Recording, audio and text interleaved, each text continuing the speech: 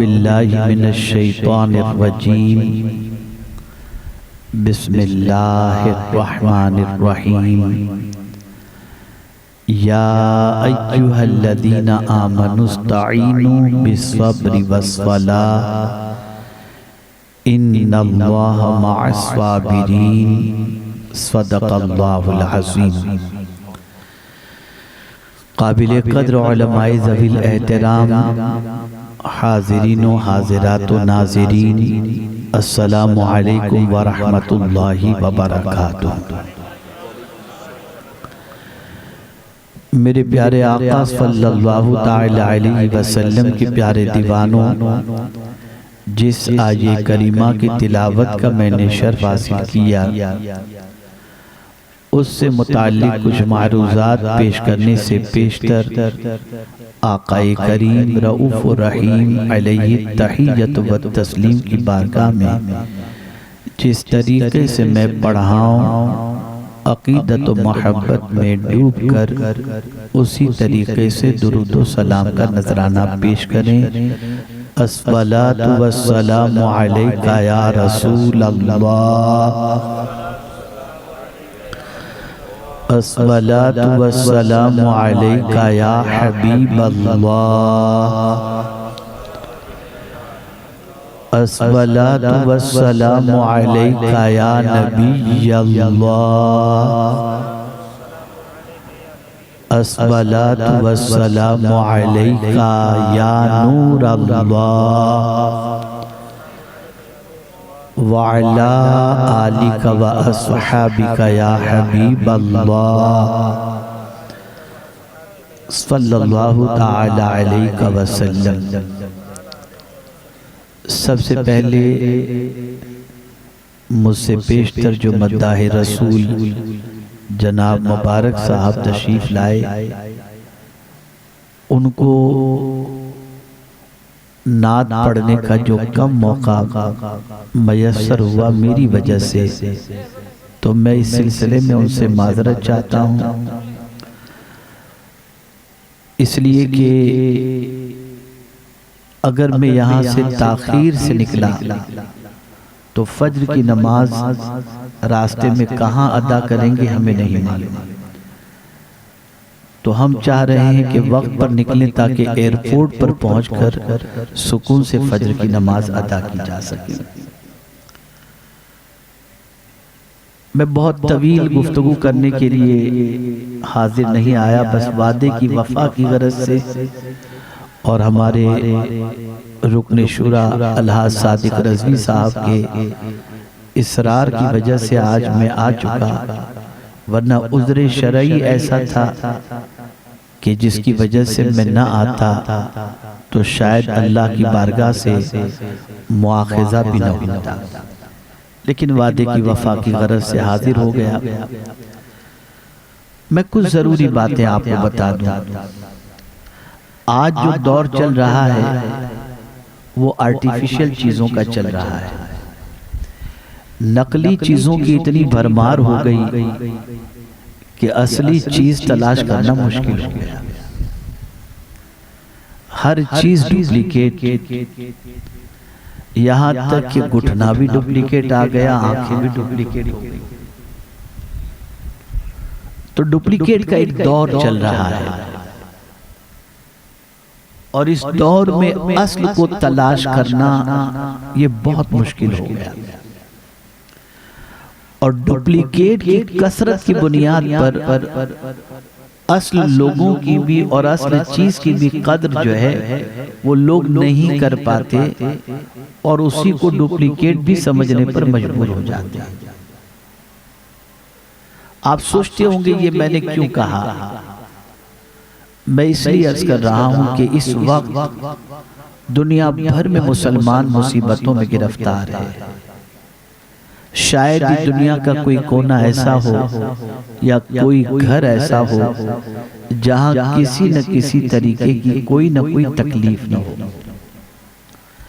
अब इस तकलीफ में वो करता क्या है, तो मार्केट के अंदर सिचुएशन ये हो गई कि जब चीटर लोगों ने देखा कि लोगों का ये प्रॉब्लम है, तो प्रॉब्लम के सॉल्यूशन के नाम पर बाबागिरी की दुकान खोलते। इसमें कोई शक नहीं कि असल जो बाबा होते हैं बड़े जबरदस्त होते हैं, उनकी निगाहों से तकदीर संवर जाया करती है।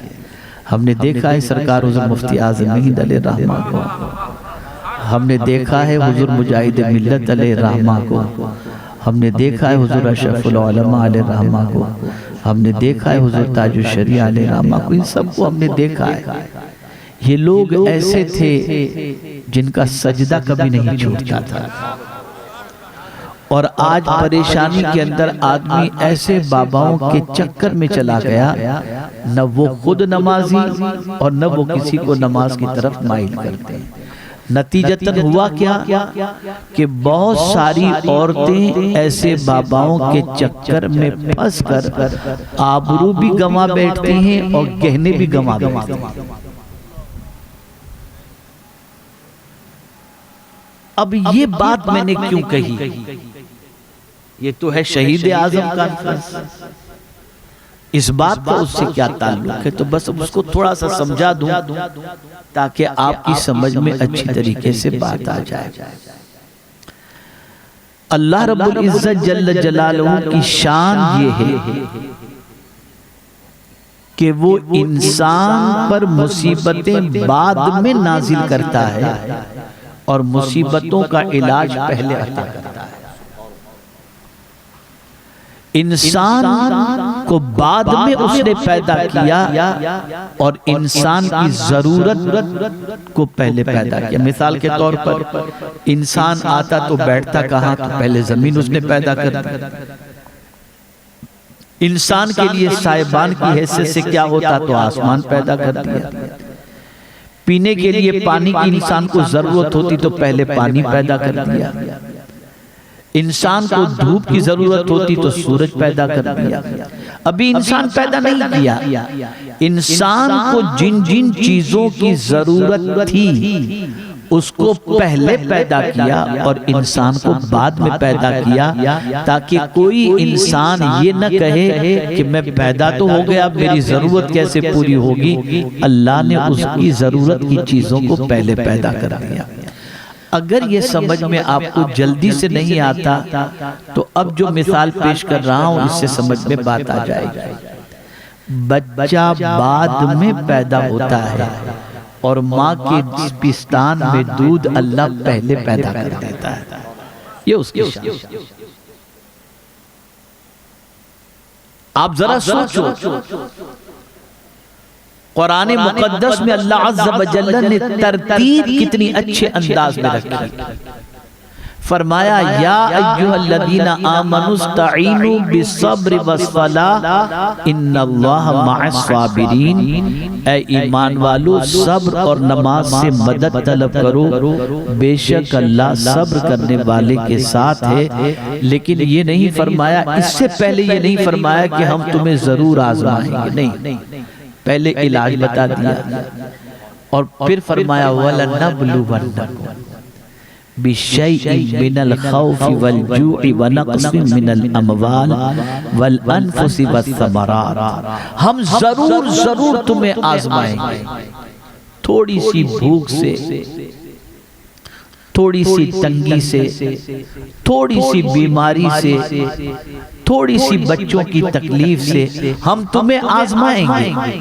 तो अब जब कभी तुम आजमाइश में गिरफ्तार हो जाओ, जब कभी तुम परेशानी में गिरफ्तार हो जाओ, जब कभी तुम मुसीबतों में गिरफ्तार हो जाओ, तो दो चीजों से मदद तलब करो, सब्र से और नमाज से। करबला जैसी इम्तिहान की जगह कोई दूसरी है ही नहीं। अगर मैं बहुत बहुत आसान लफ्जों में आपसे कहूं तो यूं समझ लीजिए कि करबला किसी स्कूल का नाम नहीं है, बल्कि करबला एक यूनिवर्सिटी का नाम है। हर किस्म का इम्तिहान वहां पर था। लेकिन इमाम हुसैन रज़ियल्लाहु मौला तबारक व तआला अन्हु ने हमें दर्स दिया कि सब्र से अल्लाह से मदद तलब करो और नमाज से मदद तलब करो। आप जरा देखो, इन दो चीजों से मदद तलब करने का नतीजा ये हुआ कि यजीद तो मकसद में कामयाब न हुआ और इमाम हुसैन इस तरह से कामयाब हुए कि सदियां गुजर गई। इमाम हुसैन की मोहब्बत का चिराग आज भी हमारे सीने में रोशन है। याद रखो, मैं ये नहीं कहता कि अल्लाह वालों की दुआओं से हालात नहीं ठीक होते, उनके तावीज़ात से हालात ठीक नहीं होते, मैं ये नहीं कहता, बिल्कुल होते हैं। लेकिन कैसे अल्लाह वाले, कैसे अल्लाह वाले, तो उस अल्लाह वाले की शान कुरान बयान करता है। व इबादुर रहमानिल्लज़ीना यमशूना अलल अर्दि हौना, वो जब जमीन पर चलते हैं तो नरमी के साथ चलते हैं। उनकी रातों का आलम कुरान बयान करता है, वल्लज़ीना यबीतूना लिरब्बिहिम सुज्जदन व क़ियामा, वो रात सजदे और क़याम में गुजारते हैं। उनकी आदत कुरान बयान करता है, वफिल असहार हुम यस्तगफिरून, वो सहरी के वक्त अल्लाह की बारगाह में मगफिरत की दुआएं करते हैं। आप अंदाजा लगाइए, ये अल्लाह वालों की पहचान है। मेरे प्यारे आका सल्लल्लाहु ताला अलैहि वसल्लम के प्यारे दीवानों, इन अल्लाह वालों की नजर जब किसी पर पड़ जाए तो उसके दिल की दुनिया भी बदल जाती है और उसकी दुनिया और आखिरत के तरीके हयात के अंदर भी तब्दीली पैदा हो जाती है। मेरे प्यारे आका सल्लल्लाहु अलैहि वसल्लम के प्यारे दीवानों, जब कभी मुसीबतें दरवाजे पर दस्तक देती, तकलीफ जब आए, परेशानी जब आए, तो उसका हल कुरान की रोशनी में तलाश करो, हदीस मुस्तफा सल्लल्लाहु अलैहि वसल्लम की रोशनी में तलाश करो। मैं आपको मुख्तसर से समझाता हुआ चलूं, सबसे बड़ी तकलीफ दुनिया की है ही नहीं। जहां की तकलीफ को हम सबसे बड़ी तकलीफ समझते हैं, वहां की तकलीफ इतनी बड़ी नहीं। सबसे बड़ी तकलीफ कब्र की है, सबसे बड़ी तकलीफ हश्र की है। इसीलिए आप देखें कि जब एक मुसलमान मर जाता है तो उस मुसलमान के हवाले से एक लफ्ज का इंतखाब किया जाता है और वो लफ्ज है कि उस मरने वाले के लिए कहा जाता है मरहूम। पहले वो बंदा था, नाम के एतबार से जीता था, अब मर गया तो मरहूम। मरहूम के इसाले सवाब के लिए कुरान खानी, मरहूम के नाम से मस्जिद, मरहूम के नाम से इदारा, मरहूम के नाम से कुरान शरीफ वक्फ, मरहूम के नाम से व्हीलचेयर वक्फ, ये सारी। अब लफ्ज मरहूम का मतलब क्या होता है?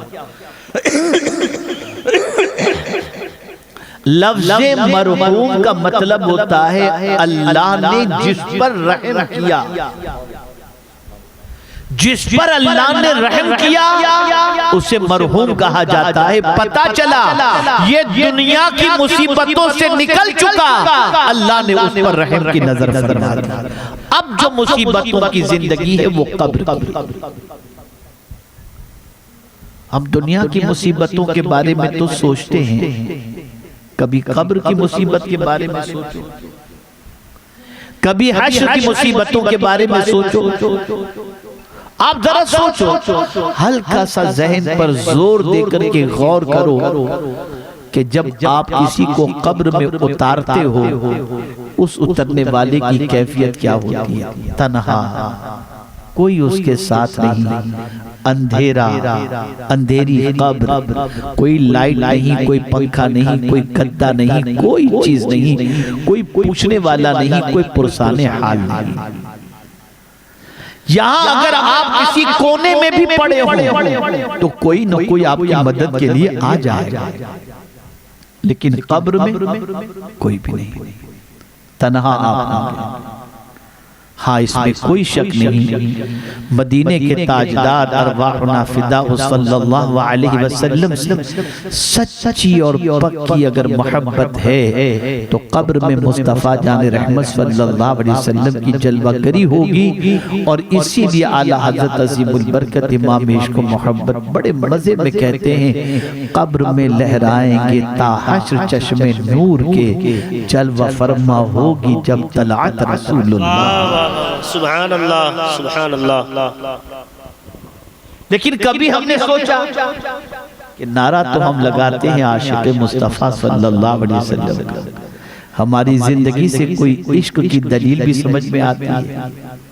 देखिए, याद रखिएगा, ये मेरा बड़ा अहम मौजू है जिस पर इंशाअल्लाह मैं अनकरीब गुफ्तगू करने वाला हूं, दावा और दलील। दावा हमेशा बेकरार करता है, इसको समझिएगा। दावा हमेशा बेचैन करता है और दलील हमेशा मुतमईन करती है। जब भी इंसान दावा करेगा तो दावा बेकरार करेगा। मैं अगर कहूं मैं आशिक़ रसूल हूं तो लोग देखो इतनी बड़ी बात बोला, ये आशिक़ रसूल। लेकिन अगर मैं ये कहूं कि हजरत बिलाल आशिक़ रसूल थे तो किसी को एतराज नहीं होगा, इसलिए कि तपते हुए रेत पर और अंगारों पे उन्होंने इश्क़ मुस्तफ़ा की दलील पेश की। सुभान अल्लाह। तो दावा करना अलग चीज है, दलील देना अलग चीज है। मेरा मौजू है ला इलाहा इल्लल्लाह, ये दावा है, और मुहम्मदुर रसूलुल्लाह सल्लल्लाहु अलैहि वसल्लम ये दलील है। अल्लाह के अलावा कोई माबूद नहीं। इसकी दलील क्या है कि जरा देख लो मोहम्मद अरबी को, उसने इस जैसा रसूल पेश फरमाया, ये उसके रब होने की सबसे बड़ी दलील है कि मोहम्मद जैसा कोई न हुआ है और न मेरे मुस्तफा जैसा क़यामत तक कोई हो सकता है। सुभान अल्लाह। तो दावा बेचैन करता है, दलील सुकून अता करती है। हमने दावा तो मुसलमान होने का किया, लेकिन दलील नहीं। हमने दावा नबी के गुलाम होने का किया, दलील नहीं। क्या कोई गुलाम मुस्तफा पिक्चर देखता है? क्या कोई गुलाम रसूल आवारा गर्दी करता है? आइए मैं आपको बताऊं ताकि आप महसूस कर सकें। मेरे प्यारे आका सल्लल्लाहु ताला अलैहि वसल्लम के प्यारे दीवानों, सहाबा की हयात तैयबा उठा करके देखो, आपको पता चलेगा कि वो किस तरीके से रसूल आज़म सल्लल्लाहु अलैहि वसल्लम की मोहब्बत की दलील पेश करते हैं। हज़रत अबू दरदा रज़ियल्लाहु ताला अन्हु जब किसी से मिलते मुस्कुरा करके मिलते। किसी ने पूछा, उनकी बीवी ने खुद उनसे अर्ज किया कि आप सबसे मुस्कुरा करके मिलते हैं, कहीं लोग आपको पागल न समझें। तो हजरत अबू दरदा रज़ियल्लाहु ताला अन्हु ने जवाब में इरशाद फरमाया, मुझे इसकी परवाह नहीं कि दुनिया मुझे क्या कहती है, मैं तो सिर्फ इतना जानता हूँ मेरे नबी को जैसा देखा था वैसा कर रहा। ये दलील। क्या हमारी जिंदगी से दलील नजर आती है? औरतें देखो तो बेपर्दा, औरतें देखो तो नाच गाने में इल्ला माशाअल्लाह। मुसलमानों की पोजीशन ऐसी, अजान सुनकर भाग रहे हैं, न नमाज न कोई चीज। आप ये जलसा कर रहे हो, इतना एहतमाम करते हो, और आप इतनी रात तक यहाँ पर जागते हो। आपके दिल में शहीद आज़म की मोहब्बत है, रसूल आज़म सल्लल्लाहु अलैहि वसल्लम की मोहब्बत है, लेकिन अगर आपने अपनी जिंदगी नहीं बदली, जैसे आए थे उससे बेहतर नहीं बने, सुबह से नमाज के पाबंद नहीं बने, गुनाहों से तौबा करने वाले नहीं बने, अल्लाह से माफी मांगने वाले नहीं बने, और ऐसी ही जिंदगी रही, तो आप मुझे बताइए इन जलसों का क्या फायदा? एक मोहतात अंदाजे के एतबार से मैं बताता हूं कि इन लोगों ने कम पैसा खर्च नहीं किया, बड़ा खर्च किया, और आप लोगों ने अपना टाइम दिया। लेकिन आप बदलो, चेंज हो जाओ, अपने आप को बदलो। जरूरत न हो किसी को बताने की कि हम मुसलमान हैं। आप जानते हैं मेरे प्यारे आका सल्लल्लाहु अलैहि वसल्लम के प्यारे दीवानों, मुसलमान तो अपने किरदार से खुद ब खुद पहचाना जाता है कि ये मुसलमान। उसके अंदाज से वो पहचाना जाता है कि वो रसूल आज़म सल्लल्लाहु अलैहि वसल्लम का दीवाना है। हम लोग मैदान खिताबत के आदि हैं और तकरीरों के आदि हैं। मैं आपको क्या बताऊं अल्लाह वाले कैसे थे। हुजूर मुजाहिद मिल्लत अलैहि रहमा, बड़े अजीम वली कामिल, बड़े अजीम वली कामिल। एक अजीम जलसा था इलाहाबाद के अंदर और खतीब खिताब कर रहे थे, और जैसे हुजूर मुजाहिद मिल्लत अलैहि रहमा की आमद हुई तो खतीब साहब ने ऐलान किया, जिसको जिंदा वली को देखना हो वो हुजूर मुजाहिद मिल्लत को देखे। हुजूर मुजाहिद मिल्लत अलैहि रहमा तशरीफ लाए, खामोशी से बैठ गए। फिर रात के आखिरी हिस्से में जब हुजूर मुजाहिद मिल्लत अलैहि रहमा को तकरीर के लिए बुलाया गया, कौन हुजूर मुजाहिद मिल्लत? जिन्होंने अल्लामा निजामी साहब अलैहि रहमत व रिज़वा को तहज्जुद के बाद बुखारी शरीफ पढ़ाई। बुखारी शरीफ को पढ़ाते थे लेकिन तहज्जुद के बाद पढ़ाते थे ताकि सारे शागिर्द तहज्जुद के पाबंद बन जाएं। सुभान अल्लाह, सुभान अल्लाह। अजीम वली कामिल हुजूर मुजाहिद मिल्लत अलैहि रहमा। मैं जब पहली मर्तबा उड़ीसा हाजिर हुआ एक मदरसे के जलसे में, तो मदरसे वालों से मैंने उस मदरसे की तारीख जानने की कोशिश की कि ये मदरसा बना कैसे। अब सुनिए तारीख। मदरसे वालों ने कहा कि यहाँ पर बदअकीदों का बड़ा जोर था, तो हजरत मुजाहिद मिल्लत अलैहि रहमा को अल्लाह ने दौलत से भी नवाजा था, तो हम उनके घर गए कि कुछ रकम उनसे लेकर जमीन खरीदे और यहाँ पर इदारा बना दें। घर पहुंचे तो हुजूर मुजाहिद मिल्लत अलैहि रहमा नहीं थे, तो खादिम से हुजूर मुजाहिद मिल्लत अलैहि रहमा की अहलिया ने ये पूछवाया कि ये क्यों आए हैं, जरा पूछो। तो खादिम ने आने वालों से पूछा, आपके आने की वजह क्या है? तो उन लोगों ने कहा कि हमारे इलाके में बदअकीदों का जोर है, हम वहाँ पर दारुल उलूम बनाना चाहते हैं, लेकिन हमारे पास रकम नहीं कि जमीन खरीद सके। कुर्बान जाइए, हुजूर मुजाहिद मिल्लत अलैहि रहमा की अहलिया ने अपना जेवर ला करके उन्हें दिया और फरमाया, जाओ इसे बेचो और जमीन खरीदो और वहाँ पर दारुल कायम करो। ये हुजूर मुजाहिद मिल्लत की अहलिया का मामला था और हुजूर मुजाहिद मिल्लत अलैहि रहमा का क्या। तो ऐलान करने वाले खतीब ने ऐलान किया, जिस किसी को जिंदा वली को देखना हो वो हुजूर मुजाहिद मिल्लत अलैहि रहमा को देखे।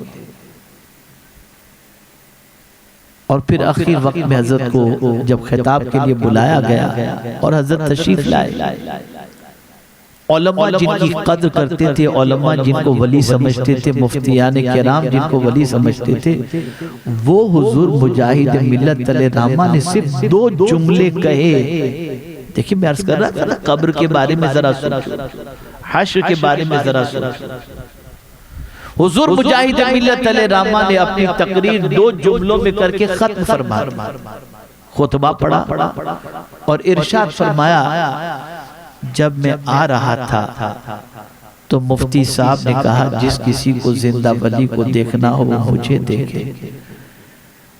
तो मैं तो कयामत के दिन अगर मेरे गुनाहों की वजह से अल्लाह मुझे जहन्नम में भेजेगा तो मैं अल्लाह से अर्ज करूंगा, मेरे करीम तेरे बंदे मुझे नेक समझते थे, बस तू उसकी लाज रख ले।